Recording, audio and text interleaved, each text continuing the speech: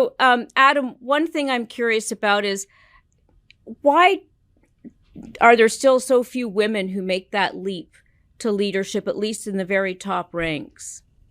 Any I thoughts? mean, yeah, I mean, how many hours do you have, right? I think there's so many layers to that conversation. And one of the things that I'm watching right now is that I think a lot of companies are saying the right thing about diversity and inclusion, and creating cultures where everybody has a sense of belonging.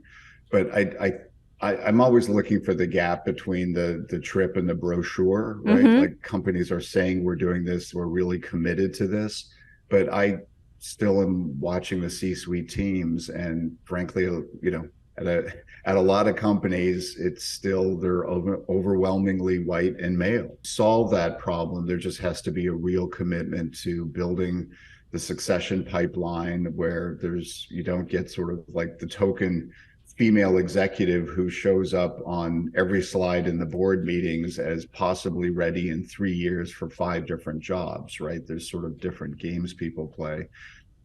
So to me, I, I find that we're in this interesting moment. My shorthand for it is sort of the triple click era of leadership, Mm-hmm. and I say that because it used to be that sort of companies would say things and maybe they were challenged like one click, like what does that mean? But I think people feel so much more emboldened right now in this era of stakeholder capitalism, both employees and investors, that you have to be prepared for somebody to keep sort of saying, well, what does that mean in practice? And what are you doing? Or what resources are you allocating to making that happen? You say this is important to you, but what are you doing about it? And what are the results?